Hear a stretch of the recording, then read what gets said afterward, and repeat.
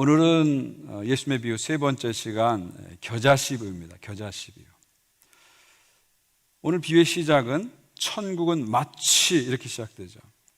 결국 겨자씨 비유는 천국에 대해서 하나님의 나라에 대해서 설명하는 비유다. 그것을 말씀하시는 거죠. 근데 여러분 겨자씨 비유뿐만 아니라 예수님의 모든 비유는 결국 초점이 어디 있어요? 하나님 나라, 천국에 있다는 것입니다. 천국을 알려주기 위해서, 하나님 나라 알려주기 위해서 예수님은 비유로 우리에게 말씀하셨습니다. 그런데 여러분 성경을 자세히 보시면요, 이 천국이란 단어는요 마태복음에만 나옵니다. 다른 복음서에는 하나님 나라 이렇게 나오고요, 마태복음만 하늘나라, 천국이라고 이렇게 말합니다. 왜 이런 차이가 생겼냐면요, 마태복음은 유대인들을 대상으로 쓰여진 복음서입니다. 그러다 보니까 유대인들은 하나님이라는 단어를 자꾸 쓰는 걸 좋아하지 않아요. 그래서 하나님을 대신한 단어를 찾다 보니까 그게 바로 하늘이죠. 그러니까 여기서 하늘이라는 것은 우리가 보는 스카이, 저 하늘을 말하는 게 아닙니다. 별과 달과 해가 있는 저 유니버스, 우주를 말하는 게 아니고요, 하나님을 대신하는 말이죠. 그러니까 하늘나라라는 것은 결국 하나님 나라와 같은 개념이다, 그렇게 보시면 됩니다. 자, 그렇다면 예수께서 선포하신 천국, 하나님 나라는 도대체 어떤 나라일까요? 그냥 우리가 죽어서 가는 어떤 사후세계를 말할까요? 전 세 가지로 좀 설명을 드리고 싶어요. 첫 번째로, 천국은, 하나님 나라는 장소가 아니라 상태입니다. 하나님 나라는 어떤 특정한 장소를 얘기하는 것이 아니라 하나님이 왕이 돼서 다스리는 상태, 이게 바로 하나님 나라죠. 그래서 현대 신학자들은요, 하나님 나라는 단어보다는요, 하나님의 통치라는 단어를 더 많이 씁니다. Reign of God, 이것을 더 많이 써요. 왜냐하면 사람들이 하나님 나라 그러니까 어떤 장소를 자꾸 생각하니까 그거보다는 그 의미를 더 살려서 하나님의 통치, 이런 말을 더 많이 씁니다. 하나님 나라는 장소가 아니라 하나님이 다스리는 상태다, 이것을 우리가 정확하게 이해할 필요가 있습니다. 두 번째로, 하나님 나라는 이미와 아직 사이에 있다, 그렇게 말씀드릴 수 있습니다. 이게 무슨 말이냐면, 하나님 나라는 시제로 얘기하면 현재성과 미래성 사이에 있다, 이렇게 말씀드릴 수 있습니다. 하나님 나라는 이미 왔고 이미 승리했습니다. 그래서 예수님이 이 땅에 오셔서 처음 하신 말이 뭐예요? 하나님 나라가 왔다, 이렇게 말씀하셨죠. 그리고 제자들에게도 하나님 나라가 여기 있다 저기 있다 말하지 말라, 하나님 나라는 이미 너희 안에 있다, 그렇게 말씀하셨죠. 예수께서 이 땅에 오심으로 하나님 나라가 이미 왔습니다. 그리고 예수께서 십자가에 죽으시고 부활하심으로 하나님 나라는 이미 승리하셨습니다. 하나님 나라가 이미 우리 안에 들어와 있는 거예요. 우리는 이미 하나님 나라 속에 있는 것입니다. 하나님 나라는 이미 시작된 나라입니다. 그러나 하나님 나라는 아직 완성되지는 않은 나라입니다. 이 땅에 불순종하는 인간들이 있죠. 저항하는 사탄이 있죠. 불순종하는 인간과 사탄을 통해서 하나님 나라는 저항을 받고 있는 거예요. 그래서 하나님 나라는 전투 중이죠. 그러나 마침내 예수께서 이 땅에 다시 오셔서 인간의 통치와 사단의 권세를 멸하심으로 하나님의 통치를 완성하시는 거예요. 하나님 나라를 완성하시는 겁니다. 그러니까 하나님 나라는 이미 시작된 거예요. 현재성입니다. 그러나 아직 완성되지 않은 나라입니다. 이 하나님 나라의 이미와 아직 사이, 이것을 우리가 잘 이해해야 하나님 나라를 전체적으로 이해할 수 있습니다. 이미 시작된 나라, 아직 완성되지 않은 나라, 이 하나님 나라의 이 다이나믹스, 이 역동성 우리가 이해해야 됩니다. 그럴 때 하나님 나라가 무엇인지가 우리가 정확히 우리 속에 들어오게 되고요, 하나님 나라를 과거형이 아니라 미래형이 아니라 현재형으로 우리가 살아낼 수 있는 것이죠. 세 번째로, 하나님 나라는요, 개인적인 동시에 우주적입니다. 하나님 나라는 두 가지 차원, 디멘전을 갖고 있습니다. 퍼스널 디멘전, 개인적 차원이 있고요, 유니버설 디멘전, 우주적 차원이 있습니다.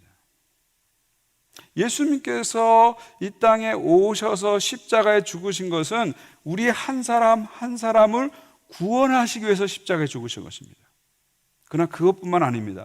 예수께서 십자가에 죽으신 것은 인간과 자연, 온 피조물을, 온 우주를 구원하시기 위해서 십자가에 죽으신 것입니다. 하나님 나라 회복은요, 하나님의 형상을 닮은 인간의 회복만 얘기하는 것이 아닙니다. 인간의 회복뿐만 아니라 하나님의 영광의 무대인 온 우주, 전 우주의 회복을 말씀하시는 거죠. 우리 한 사람 한 사람이 예수님 안에 들어오게 되면 우리는 새로운 피조물이 됩니다. 그리고 예수께서 이 땅에 다시 오시면 모든 만물을 새롭게 하십니다. 예수님은 만인과 만물을 구원하시기 위해서 오신 것입니다. 예수님의 회복은 개인적인 동시에 우주적인 것이죠. 여러분 한 분 한 분이 예수 그리스도를 영접함으로 말미암아 여러분은 하나님 나라 속으로 들어오는 거예요. 하나님의 통치 속으로 들어오는 거예요. 천국의 통치 속으로 들어오는 겁니다. 그리고 여러분 한 사람 한 사람의 그러한 하나님의 나라의 역사를 통해서 하나님 나라의 역사는 사회적으로 확장되는 겁니다. 그리고 예수께서 다시 오시는 말미암아 하나님 나라는 전 우주적으로 완성되는 것입니다. 그러니까 하나님 나라는 개인적인 동시에 우주적이다. 이것이 하나님 나라를 온전히 이해하는 그런 생각입니다. 이것이 바로 온전한 복음, 풀 가스펠입니다. 하나님 나라의 풀 버전이다, 이렇게 말씀드릴 수 있어요. 이런 하나님 나라를 풀 버전으로 전체적으로 이해하고 해야 우리가 예수님의 비유를 제대로 이해할 수 있습니다. 자, 마태복음 13장은요, 우리가 천국 비유장이라고 하죠. 그 13장 천국 비유장을 보게 되면 예수님의 비유 중에 앞부분에 씨와 관련된 연속되는 세 가지 비유가 있습니다. 씨 뿌리는 비유, 알곡과 가라지 비유, 겨자씨 비유, 이렇게 나옵니다. 이 세 가지는 씨라는 그런 소재로 연결되어 있죠. 그래서 이 세 가지 비유는 연결해서 해석해야 정확하게 이해할 수 있습니다. 먼저 씨 뿌리는 비유입니다. 하나님 나라는 어떻게 시작되죠? 하나님의 말씀이라는 씨가 이 땅에 떨어짐으로 하나님 나라가 시작됩니다. 하나님의 말씀의 씨가 우리의 마음속에 떨어짐으로 하나님 나라가 시작됩니다. 여러분, 하나님 나라는 인간의 이상으로 시작되는 나라가 아닙니다. 인간의 계획으로 시작되는 나라가 아닙니다. 하나님의 나라는 하나님의 말씀으로 시작되는 나라입니다. 하나님의 말씀 안에 하나님 나라의 비밀이 들어있는 것이죠. 근데 하나님의 말씀이란 씨가 떨어지는 장소가 각각 다르죠. 길가밭에서 떨어지고, 돌짝밭에서 떨어지고, 가시밭에서 떨어지고, 좋은 밭에서 떨어집니다. 그리고 그 떨어진 장소에 따라 열매가 다릅니다. 그러니까 하나님 말씀이 떨어져도요, 다 열매 맺는 게 아니라는 겁니다. 어떤 경우에는 하나님 말씀이 떨어지자마자 그냥 사라지는 경우도 있어요. 어떤 경우는 하나님 말씀이 잘 자라다가 말라져 버리는 경우가 있어요. 어떤 경우는 하나님 말씀이 잘 자라다가 어느 상태에 가서 딱 멈추는 수가 있어요. 그런데 좋은 땅에 하나님 말씀이 떨어지면 30배, 60배, 100배 열매를 맺게 되는 거죠. 결국 하나님 나라의 역사라는 것은 하나님 말씀이 우리 마음에 떨어졌을 때 우리가 그것을 좋은 마음으로 받고 그 말씀에 순종할 때 그 순종하는 사람들을 통해서 하나님 나라가 이 땅에 구현되어 간다 하는 것을 씨 뿌리는 자의 비유는 우리에게 설명하는 것이죠. 두 번째 비유는 알곡과 가라지 비유입니다. 자, 하나님께서는 좋은 씨만을 이 땅에 뿌리십니다. 그런데 사탄이 몰래 와서 가라지를 뿌린다고 예수님 말씀하십니다. 그래서 세상에는 알곡과 가라지가 같이 자란다는 거예요. 교회 안에도, 신앙 공동체 안에도 알곡과 가라지가 같이 자란다는 겁니다. 우리 생각에는 알곡을 싹 뽑아버리면 하나님 나라가 확실해질 것 같은데요, 예수님은 아니라고 말씀하십니다. 가라지를 그냥 두어라. 가라지를 뽑다가 알곡도 같이 뽑을 수 있다. 가라지는 내가 와서 마지막 날에 다 뽑아낼 것이다, 주님 말씀하십니다. 무슨 말이에요? 이 가라지를 뽑아내므로 하나님 나라가 이루어지는 게 아니라는 거예요. 가라지 뽑는 일은 인간이 할 일이 아니라 하나님이 하시는 이다, 그렇게 말씀하시는 거예요. 그래서 우리는요, 우리 공동체 안에, 이 세상 안에 가라지가 막 나는 걸 보면서 너무 낙심할 필요가 없습니다. 너무 좌절할 필요가 없어요. 저거 싹 뽑아내야지만이 뭐가 될 거다, 그렇게 생각할 필요가 없습니다. 그건 하나님이 하실 일이에요. 우리가 할 일은 뭐예요? 좋은 씨를 자꾸 뿌리는 거예요. 자꾸 뿌리는 거예요. 우리가 뿌리면 자라게 하시는 분은 하나님이시고 거두시는 분은 하나님이십니다. 그것을 믿고 날마다 좋은 씨앗을 뿌려가는 사람들이 바로 하나님 나라 백성이다, 그렇게 말씀하시는 거죠. 그리고 연속되는 마지막 비유가 뭐예요? 겨자씨 비유입니다. 겨자씨 비유입니다. 자, 우리 겨자씨 비유를 한번, 짧은 비유인데요, 같이 한번 읽어보겠습니다. 제가 한번 천천히 한번 읽어드릴게요. 이 비유 짧으니까 한번 들어보시기 바랍니다. 또 비유를 들어 이르시되, 천국은 마치 사람이 자기 밭에 갖다 심은 겨자씨 한 알 같으니 이는 모든 씨보다 작은 것이로되 자란 후에는 풀보다 커서 나무가 되며 공중의 새들이 와서 그 가지에 깃들이느니라. 자, 여러분, 오늘 비유를 이해하는데 어려움이 있으세요? 어려움 없으시죠? 너무 간단하고 너무 단순하고 쏙쏙 이해하는 그런 이야기입니다. 예수님의 비유는 너무 단순합니다. 천국은 눈에 볼락만 하는 겨자씨, 아주 작은 겨자씨 알이 땅에 떨어져서 자라가지고 결국은 큰 나무가 되는 과정이다, 그렇게 설명하시는 거예요. 여러분, 겨자씨는 씨 중에 가장 작은 씨입니다. 뭐 복숭아씨나 포도씨나 호박씨 이런 것보다 더 작아요. 눈에 보일랑말랑하게 작습니다. 그래서 유대인들은 평소에도 너무 작은 것을 겨자씨같이 작다, 이렇게 평소에 말했다고 합니다. 그런데 이 겨자씨가 땅에 떨어져서 자라면요, 나중에는 3m 저렇게 큰 겨자나무가 되는 것입니다. 예수님께서는요, 하나님 나라가 이와 같다 설명하시는 거예요. 눈에 보일랑말랑하는 겨자씨가 심겨져서 큰 4m 되는 큰 나무가 되는 이 과정이 결국 하나님 나라다, 그렇게 말씀하시는 거예요. 겨자씨같이 작은 시작에서 출발해서 큰 나무로 자라가는 이 과정이 결국 하나님 나라의 역사다, 이렇게 말씀하시는 거예요. 우리 교회는 1967년에 시작됐죠. 1967년에 다운타운, 토론토 대학 근처 다운타운에 있는 낙스처치, 630 스파다니아 에베뉴에 있는 낙스처치에 시작됐습니다. 한 70여 명의 한인들이 한국말로 예배드리고 싶어서 이 서양교회를 빌려서 우리 본한인교회가 시작되었습니다. 한번 여러분, 그때 그 장소에 한번 가서 그때 이야기를 한번 들어봤으면 좋겠어요. 여러분 보실 영상은 여러분 대부분 보신 영상인데요, 우리 교회가 어떻게 시작됐는지를 보여주는 50주년 기념 그 예배 드릴 때 그 50주년 기념 그 해에 만든 영상입니다. 한번 여러분 그 중에 일부를 한번 보고 제가 또 계속 설교를 하겠습니다.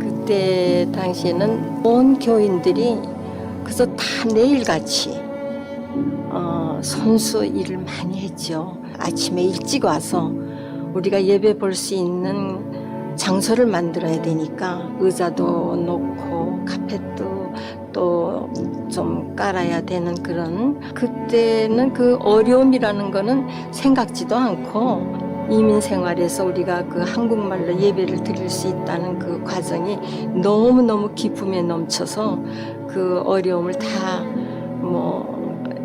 생각 안 하고 한 것 같습니다. 그리고 예배 시간에 첫째 아주 좋았던 거는 오래간만에 한국어 설교를 들으니까 얼마나 감동이 되는지 모르겠어요. 그때 예수 그리스도가 누구인지 감동 속에 들으니까 참 머릿속에 가슴속에 와 닿는 것 같아서요. 그리고 특히 찬양대의 찬양이 우리들이 한국에서 하던 것 같은 그 찬양이니까 따라서 부르니까 얼마나 좋았는지 정말 감개무량합니다. 그 시기가. 지금도 우리 교회가 교회 행사가 있을 때마다 여성교회들께서 복에서 그렇게 많은 일을 하셨듯이 그때 당시에 또 그 여성교회가 성립이 돼가지고 모든 그 교회 행사 때마다 도와줬고 그 결혼식 할 때 피리언을 그 신부 신랑 측에서 원하는 대로 메뉴를 작성해서 굉장히 많은 그때 당시에 여러 군데서 오신 그 신랑 신부들이 많았었는데 그때 굉장히 우리가 많은 애를 쓰셨습니다. 제가 재정부를 맡았을 때 그 당시에 주로 카나다에서 저 직장 다니는 사람들이 임금이 보통 2불 안팎이 했었거든요. 제가 맡았을 때 주정헌금이 100불이 약간 넘더라고요. 이 사람이 카나다로 오고 안 오고는 내가 모르기 때문에 내가 편지를 했지. 그래서 카나다 오겠느냐 하니까 오겠다고 해가지고 이제 초청을 가지고 이제 여기 와서 여기서 결혼한 거예요. 그러니까 독일에서 좀 싸웠어요. 이미 카나다에 왔을 때는 나하고 결혼하겠다는 전제 조건 하에서 왔기 때문에 와가지고 바로 이제 결혼을 한 거죠. 그래가지고 낙서교회 피치 목사님한테 이제 우리 결혼하겠다고 이제 말씀드려가지고 우리 이제 좀 주례를 해주셔가지고 이제 거기서 낙서교회에서 결혼한 거예요. 예. 제가 28살에 이민 왔고요. 그 당시 저희가 도착하니까 교회에 출석하니까 이미 청년회는 조직이 돼 있었습니다. 그 당시 우리 교인들의 이게 연령을 보면은 대개 20대 후반, 30대 초반, 그러니까 거의 다 청년회 멤버였습니다. 낙스 처치에서 결혼을 하게 됐는데 그 당시에 김창우 장로님이 대부로 주셨고 저희들의 결혼식에 들어갔을 때는 제가 이제 저희 집안으로 따지면 장녀인데 너무 그 교회 안에 들어섰을 때 굉장히 교회가 컸었고요. 제 그 기억 속에는 사람도 한 20-30명 정도가 제 기억으로는 그렇게 많지 않은 사람이 있었어요. 그래서 교회당에 들어갈 때 좀 눈시울이 좀 뜨거웠어요. 정말 이렇게 애롭게 결혼을 하구나. 그러나 하나님께서 이렇게 또 이것도 하나님의 뜻이겠지. 그렇게 하면서 감사하면서 그 결혼식을 마쳤어요.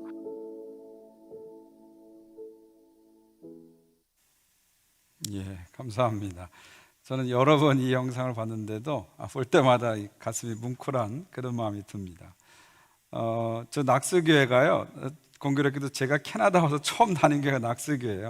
제가 캐나다 와서 낙스 칼리지 기숙사에 있었는데 주일이 돼가지고 교회를 가야 되는데 걸어 다니다 보니까 저 낙스교회가 보이더라고요. 그래서 제가 캐나다 첫 예배 드린 게 낙스교회입니다. 여러분, 이 영상을 보면서 무엇을 느끼셨습니까? 정말 우리 교회의 시작은 정말 겨자씨같이 작은 시작이었습니다. 몇십 명의 한인들이 한국말로 예배드리고 싶은 그런 순수한 마음에서 교회가 시작됐고요. 아까 장로님 말씀하니까 주일 헌금이 100불 정도 됐다, 그렇게 말씀하시죠. 그때 그런 시작을 하면서 거기 계신 그 누구도 이 교회가 나중에 수천 명이 되는 교회가 될 거라고 상상하신 분은 아마 없었을지도 모를 겁니다.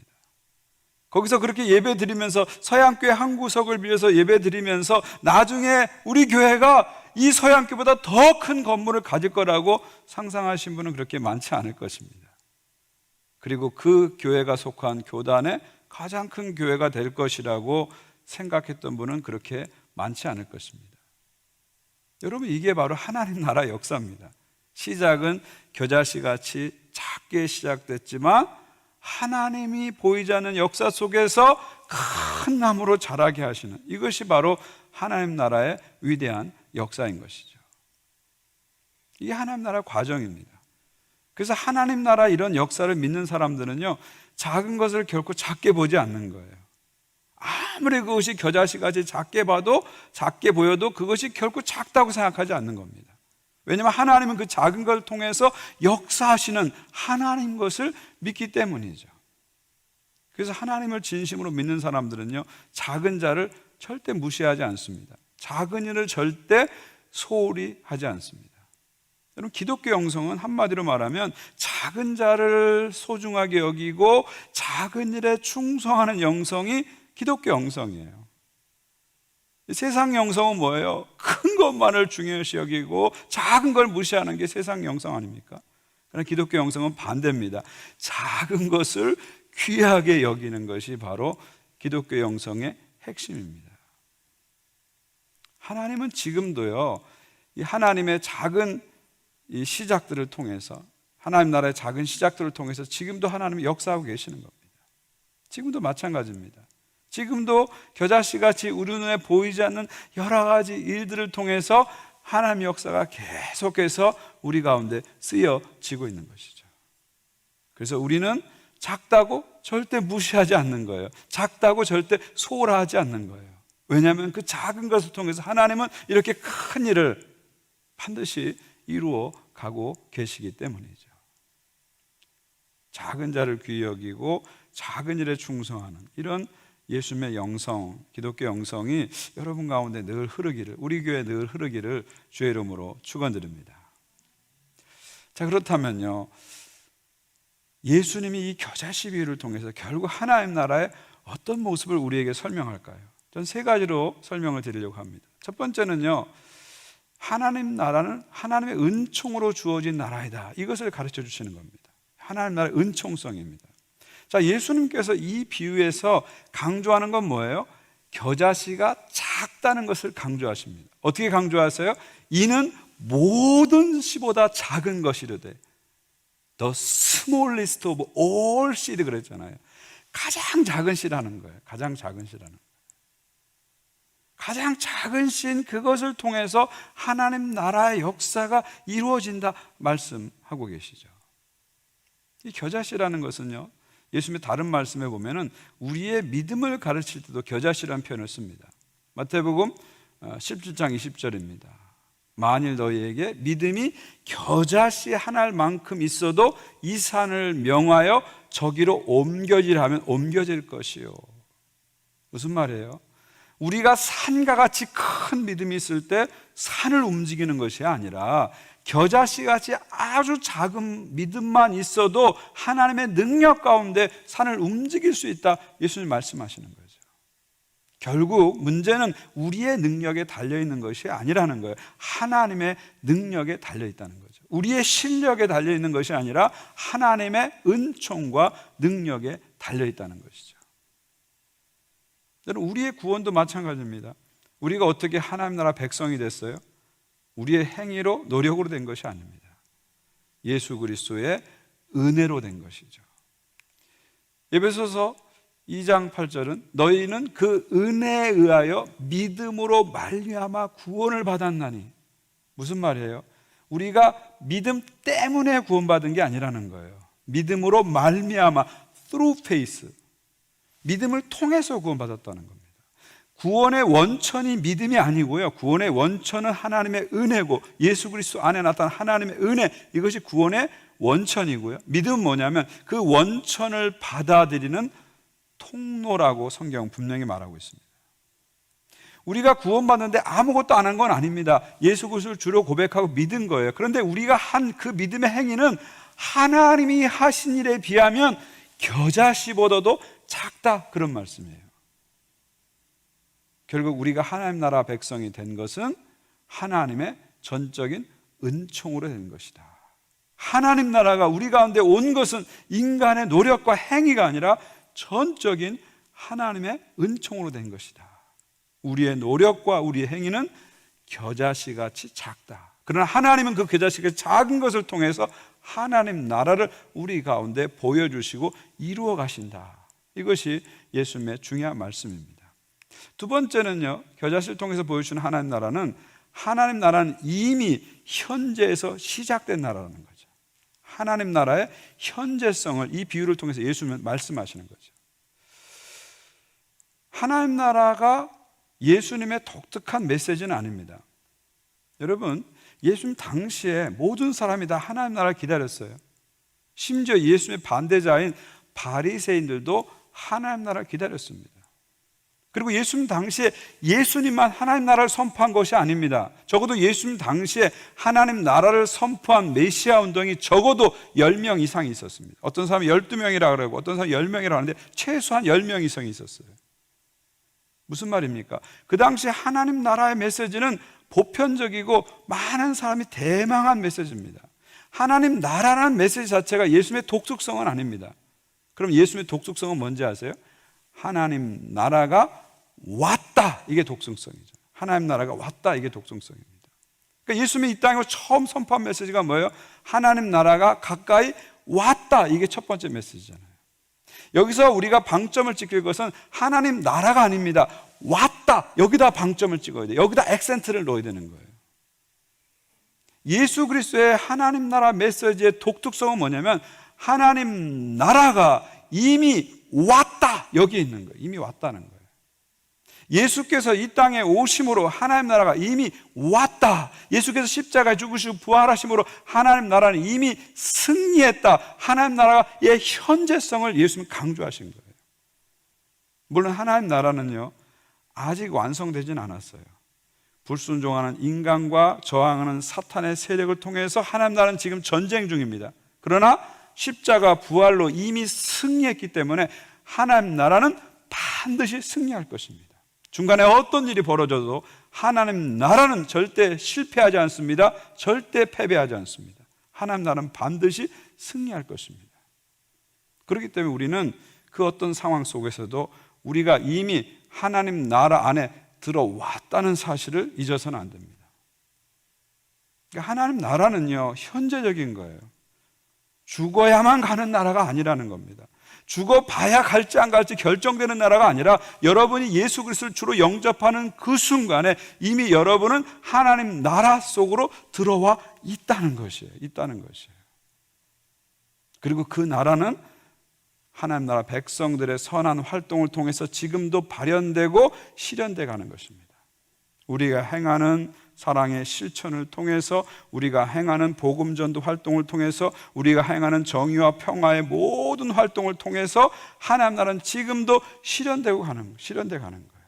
그리고 예수께서 다시 오심으로 정점을 찍고 완성되는 것, 이것이 바로 하나님 나라입니다. 그러니까 예수님께 이 땅에 다시 오는 것은 바로 오메가 포인트예요. 지금까지 진전된 하나님 나라, 지금까지 승리한 하나님 나라가 예수 다시 오심으로 그 오메가 포인트에 완성되는 거예요.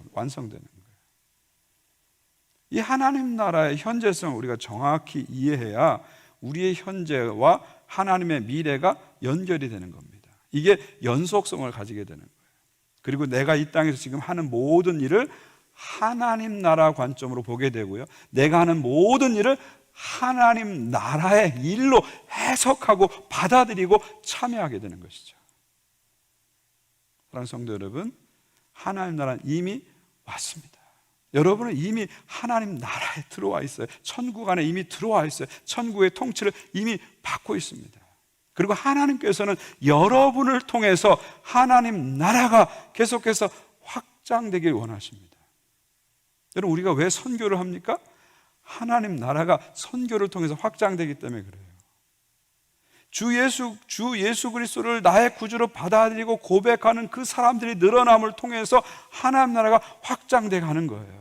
선교를 통해서 하나님 나라가 점점 확장돼 가는 거예요. 그래서 우리는 선교를 하나님 나라 운동으로 보게 되는 것이죠. 이런 하나님 나라를 바라보시면서, 그 하나님 나라를 발견하시면서 하나님 나라에 참여하시는 여러분 되시기를 주의 이름으로 축원드립니다. 마지막 세 번째는요, 하나님 나라는 열방을 향해서 나가는 나라다. 교자 CVU는 하나님 나라의 방향성을 보여줍니다. 은총성, 현재성, 그리고 방향성을 보여줍니다. 자, 여기에 나오는 나무는요, 큰 나무는 큰 나라를 가리킵니다. 여러분 구약성 읽어보시면 에스겔서나 다니엘서를 보게 되면 큰 나무는 항상 큰 제국을 뜻하죠. 그래서 아수르 제국이나 바벨론 제국을 큰 나무에 비유합니다. 그리고 거기에 있는 새들은 열방의 백성들을 상징하는 것을 볼 수가 있습니다. 그러니까 예수께서 작은 겨자씨가 큰 나무가 되는 과정을 하나님 나라로 설명한 것은 아주 정확하고 적합한 비유다, 그렇게 말씀드릴 수 있는 것이죠. 그러니까 하나님 나라는 결국 무엇을 향해서 가는 거예요? 큰 나무가 돼서 많은 열방의 백성들이, 새들이 와서 깃들게 하는 것이 하나님 나라의 방향성이다. 하나님 나라는 결국 열방을 향해서 뻗어나가는 선교적 방향성을 갖고 있다는 거죠. 하나님 나라는 모든 족속과 방언과 나라들이 와서 예수를 주로 고백하고 예수 그리스도 안에서 구원과 평화와 안식을 누리면서 살아가는 그 나라가 바로 하나님 나라죠. 이것이 바로 하나님 나라의 방향성입니다. 이것이 하나님 나라의 선교적인 방향성이다, 그렇게 말씀드릴 수 있습니다. 결국 이 방향을 향해서 우리는 나가는 것이죠. 이것이 우리가 나갈 방향이다, 그렇게 말씀드릴 수 있습니다. 1967년에 지극히 작은 겨자씨 같은 우리의 시작을 했는데 지금은 우리가 이렇게 큰 나무가 되었습니다. 우리 교회가 이렇게 큰 나무가 되었어요. 하나님이 우리에게 가진 비전은 뭘까요? 비전은 뭘까요? 우리 교회가 큰 나무가 되는 것이 우리에게 비전입니다. 하나님의 최종 목표는 우리 교회가 큰 교회가 되는 게 아닙니다. 우리 교회가 큰 나무가 되는 것이 하나님의 비전입니다. 큰 나무가 돼서 새들이 깃들 수 있는 그런 나무가 되는 것이 하나님의 비전이에요. 그래서 지역사회와 열방의 백성들이 우리 교회라는 큰 나무를 통해서 구원을 얻고 예수님을 발견하게 하는 것이 우리 교회의 목적입니다. 우리가 하나님 나라의 큰 나무가 돼서 지역사회와 열방을 향해서 아낌없이 주는 큰 나무가 되는 것이 하나님의 비전입니다. 결국 큰 교회를 만드는 것이 하나님의 비전이 아니고요, 큰 나무가 되게 하는 것이 하나님의 비전인 것이죠. 이번에 우리가 코로나 사태를 겪으면서 어렵고 힘든 가운데서 우리 사랑 실천 프로젝트를 했어요. 그래서 KM, EM 합쳐서 거의 10만 불 가까운 헌금과 물품을 모아서 지역사회와 교우들과 선교지에 우리가 나눴습니다. 그리고 이번 주부터는 또 한인 시니어들을 위한 워크 인 러브, 사랑 나눔 행사를 또 시작합니다. 교회가 정말 자기 생존도 힘든 상황 속에서 이런 프로젝트를 계속하는 것은 쉽지 않은 일입니다. 쉽지 않은 일입니다. 근데 그럼에도 불구하고 우리가 이런 상황 속에서 이런 담대한 모험을 하는 이유가 뭘까요? 그 이유는 뭘까요? 우리 교회의 최종 목표가 큰 교회가 되는 것이 목표가 아니라 큰 나무가 되는 것이 목표이기 때문이죠. 지역사를 향해서, 열방을 향해서, 안 믿는 자를 향해서 큰 나무가 돼서 아낌없이 주는 나무가 되고 모든 백성들이 와서 깃드는 구원의 큰 나무가 되는 것이 우리의 목표이기 때문입니다. 우리 항상 이것을 기억해야 돼요. 왜 하나님께서 우리를 이렇게 큰 나무로 만들어 가실까 하는 것을 기억해야 됩니다. 특별히 이번에 우리가 코로나 사태를 겪으면서 이 하나님 나라라는 비전, 하나님 나라라는 본질을 다시 한번 단단하게 우리가 좀 붙잡았으면 좋겠어요. 정말 우리 안에 하나님 나라 본질을 방해하는 것들을 떨어버리고 다시 한번 하나님 나라 본질에 더 우리가 집중했으면 좋겠습니다. 그리고 하나님 나라의 그 본질을 실현하는 데 필요하다면 우리가 과감하게 혁신했으면 좋겠습니다. 여러분, 지난 3달간의 코로나 사태로 우리는 너무 많은 희생을 했습니다. 너무 많은 대가를 지불했어요. 어떤 사람은 목숨을 희생했습니다. 어떤 사람은 직장을 잃어버렸어요. 어떤 사람들은 생애 소중한 계획들을 다 놓쳐버렸습니다. 우리가 이런 큰 대가와 희생을 지불하고 여기까지 왔는데 다시 예전으로 돌아가서는 안 됩니다. 다시 옛날로 돌아가서는 안 됩니다. 다시 우리 편한 대로 가서는 안 됩니다. 이번 기회에 하나님 나라의 본질을 다시 한번 굳게 붙잡고 우리 안에 변화되어야 될 것, 바꿔야 될 것을 과감하게 혁신해가는 그런 하나님의 기회로 우리가 삼아야 되는 것이죠. 저는 앞으로 목회하면서요, 그런 다짐을 해봅니다. 적어도 우리 본한인교회를 담임 목사인 저의 몸에 맞는 교회, 제가 목회하기 편한 교회로 만들어가지는 않겠다 하는 그런 다짐을 해봅니다. 제 담임 목사인 저에게 편한 교회를 만드는 것이 아니라 하나님이 하나님 나라 역사를 위해서 쓰시기 편한 교회를 만들어 드리는 것이 저의 목표입니다. 하나님의 입맛에 맞는 그런 교회로 만들어가는 것이 저의 목표입니다. 저만 그런 게 아니라 모든 성도님들이 그런 마음으로 이번 기회를 통해서 다시 한번 신앙에 다짐을 했으면 좋겠습니다.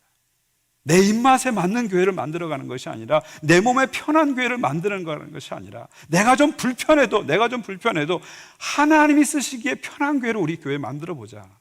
내 입맛에 안 맞아도 하나님 입맛에 맞는 교회를 한번 만들어보자. 그런 다짐들을 우리가 한번 해봤으면 좋겠습니다. 여러분, 우리 몸은요, 편한 대로 자꾸 살면은 몸이 망가집니다. 가만히 소파에 누워서 리모컨 갖고 이렇게 텔레비전 보면요, 얼마나 몸이 편합니까? 근데 그렇게 하면요, 몸이 금방 망가져요. 몸이 불편하도 벌떡 일어나서 걷고 뛰고 운동을 해야 몸이 건강해지는 것이죠. 우리 입맛도 마찬가지입니다. 내 입맛에 맞는 것만 자꾸 먹으면 몸이 망가집니다. 우리 한국 사람이 좋아하는 단짠, 달고 짜는 거 자꾸 먹으면 몸에 안 좋아요. 내가 고기 좋아한다고 고기만 자꾸 먹으면 몸에 안 좋습니다. 저는 교회도 마찬가지라고 생각합니다. 우리가 편한 교회를 만들어가면요, 교회는 건강하지 못하는, 하나님 보시기에 건강해서 멀어지게 되는 거죠. 우리 입맛에 맞는 교회를 자꾸 만들어가다 보면은 하나님 관점에서 보면 더 건강하지 않은 모습으로 갈 수 있다는 것이죠. 때로는 우리 입맛에 맞지 않아도 하나님 입맛에 맞는 교회, 성경적인 그 교회를 향해서 우리는 끊임없이 달려가야 됩니다. 때로는 내 몸이 불편하고 내 마음이 불편할지라도 하나님 나라 역사를 위해서 쓰시기 편한 교회가 된다면 우리는 그 어떤 대가도 지불하고 그 방향을 향해서 달려가야 되죠. 이것이 이번 어려움을 겪어가면서 저와 우리 성도들 안에 일어나는 좋은 결단과 다짐이었으면 좋겠습니다. 여러분, 하나님께서는요, 큰 교회를 만드는 게 꿈이 아니십니다. 큰 나무를 만드는 게 꿈이십니다. 여러분을 큰 자리에 올려놓는 게 하나님의 꿈이 아니십니다. 여러분이 큰 연봉을 받게 하는 게 하나님의 꿈이 아니십니다. 여러분이 큰 권력과 큰 인기를 갖게 하는 것이 하나님의 꿈이 아니십니다. 하나님의 최종적인 꿈은 여러분이 큰 나무가 돼서 하나님 나라의 역사를 이루어 가게 하시는 것이 하나님의 꿈이시죠. 그리고 하나님께서는 그 꿈을 가지고 지금도 우리 교회를 움직여 가고 계시는 거예요. 그 꿈을 가지고 여러분 한 분 한 분의 삶을 지금도 이끌어 가고 계시는 것입니다. 우리 삶에는요, 많은 일들이 벌어집니다. 기쁜 일도 벌어지고 슬픈 일도 벌어지고요, 아픈 일도 벌어지고요, 좋은 일도 벌어지고요, 실패도 벌어지고 성공도 벌어지고요, 만남도 생기지만 헤어짐도 또 생깁니다. 근데 이 모든 일들이요, 결국은 무엇을 향해서 가도록 하나님 하시겠어요? 하나님 나라라는 방향을 향해서 가도록 하나님 만드실 것입니다. 우리의 성공도, 우리의 기쁨도, 우리의 보람도 결국 하나님 나라를 이루어가라고 주시는 하나님의 격려인 것이죠. 또 우리의 고난, 슬픔, 아픔, 좌절, 상처도 결국 하나님 나라를 이루어가는 과정으로 주님께서 주시는 겁니다. 고난이 하나님의 최종 목표가 아닙니다. 그 고난을 통해서 하나님 나라를 이루어가는 것이 하나님의 최종 목표인 것이죠. 결국 내가 겪는 모든 일들은 하나님 나라를 이루어가는 과정에서 주어진 것이다. 그래서 우리 성도들은 우리의 고난을 과정적 고난이다, 그렇게 이해하는 것입니다. 여러분이 당하는 모든 일을 과정적 고난으로 이해하게 되면요, 차원이 달라집니다. 그냥 내가 운이 없어 이런 일을 당한 거야. 내가 재수가 없어 이런 일을 당한 거야. 내 주변에 너무 이상한 사람이 많아서 이런 일이 당한 거야. 그렇게 생각하면요, 절망하고 원망하고 절망과 원망 속에 자꾸 빠져 삽니다. 그러나 이것이 과정적 고난이야. 하나님이 나를 성숙시키고 나를 통해서 하나님 나라를 이루기 위한 과정적 고난이야. 이렇게 딱 해석하고 이해하기 시작하면요, 다르게 보이기 시작합니다. 의미가 찾아지게 되는 거고요, 방향이 찾아지게 되는 거죠. 사랑하는 성도 여러분, 오늘도 하나님께서는요, 하나님의 역사를 이루어가고 계십니다. 우리 교회를 통해서 이루어가시고 여러분의 삶을 통해서 이루어가고 계십니다. 겨자씨같이 아주 작은 것이지만 거기에서 하나님 나라의 큰 나무가 자라기 시작하는 것입니다. 그래서 우리 성도들은 작은 자를 귀히 여기고 작은 일에 충성하면서 하나님 나라를 만들어 가는 것이죠. 때로 내 삶에 아픔이 오고 고난이 오고 어려움이 올지라도 거기에 빠져들지 마시고요. 그것 때문에 원망과 절망의 늪 속에 들어가지 마시고요.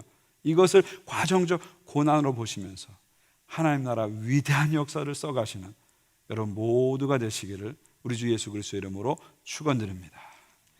우리 함께 같이 기도했으면 좋겠습니다. 예수님이 겨자씨 비유를 통해서 우리에게 말씀하셨죠. 우리에게 말씀하신 게 아니고요, 여러분 한 분을 위해서 말씀을 주신 겁니다. 여러분 마음속에 내가 하는 일은 너무 눈에 나타나지 않아, 결과가 없어, 열매가 없어, 내가 뭐 하는지 모르겠어, 그런 실망과 좌절에 빠져 있습니까?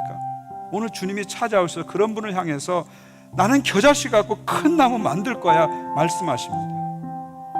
또 여러분 가운데 나에게는 왜 이렇게 힘든 일이 많지? 내게 왜 이렇게 아픈 일이 많지? 그러면서 좌절하고 계신 분이 있습니까? 주님 오늘 찾아오셔서 말씀하십니다. 겨자씨로 큰 나무를 만드는 내가 너의 아픔도 고난도 상처도 결국은 하나님 나라를 이루는 위대한 것으로 만들어줄 거야 약속해 주십니다. 또 우리 마음속에 신앙의 방향을 잊어버리고 내가 무엇을 향해 사는 건지, 내가 왜 신앙생활 하는 건지 그 방향이 흐려진 분이 있습니까? 오늘 예수님 말씀하십니다. 우리의 비전은 큰 나무가 되는 것이다. 큰 것을 추구하고 큰 교회가 되는 게 목표가 아니라 큰 나무가 되는 것이다. 내가 가진 삶은 결국 큰 나무가 돼서 아낌없이 주는 나무가 되고 열방을 통해서 하나님 나라 이루어가는 것, 이게 내 비전이다. 다시 한번 말씀해 주십니다. 우리 각자가 오늘의 비유의 말씀을 나의 말씀으로, 내게 주신 말씀으로 받으시고요, 그걸 붙잡고 우리 한번 같이 기도하겠습니다.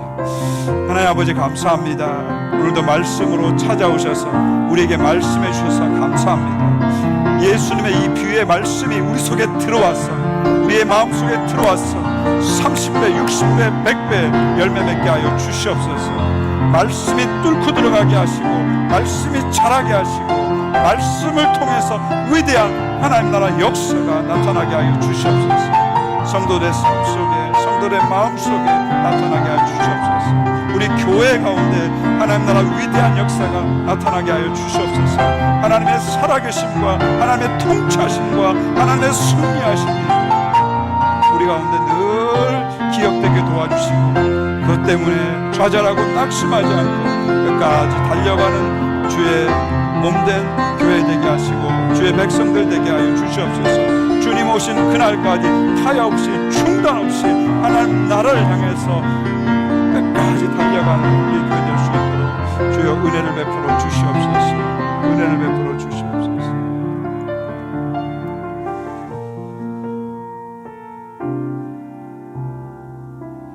할렐루야. 예수님의 이 짧은 비유의 말씀을 통해서 하나님 나라의 비밀을 우리에게 알려주시고, 그 비밀이 나와 상관이 있다는 것을 알려주시고, 그 비밀이 나의 삶과 연결되어 있다는 것을 알려주셔서 감사합니다. 이 말씀이 성도들의 마음속에 깊이 뿌리내리게 하시고 이제부터 자라게 하셔서 위대한 하나님 나라 역사들이 우리 성도들을 통해서 쓰여지게 하여 주시옵소서. 또한 우리 교회가 하나님 나라의 비전을 가지고 세상을 향한, 열방을 향한 큰 나무가 되게 하여 주시옵소서. 그래서 주님 오실 그날까지 중단 없이 타협 없이 하나님 나라를 향해서 끊임없이 달려가는 우리 본 한인교회 되게 하여 주옵소서. 감사와 영광 올려드리며 예수 그리스도의 이름으로 기도하옵나이다. 아멘. 이제는 우리 구주 예수 그리스도의 은혜와 하나님 아버지의 사랑과 성령님의 교통하심이 겨자씨 비유를 나에게 주시는 말씀으로 받고 그 말씀을 통해서 30배, 60배, 100배 열매를 맺고자 다짐하는 모든 주의 백성들 위해, 사랑하는 몸된 교회, 본 한인교회 위에, 세상의 교회들 위해 이제로부터 영원까지 함께 하시기를 간절히 축원하옵나이다. 아멘.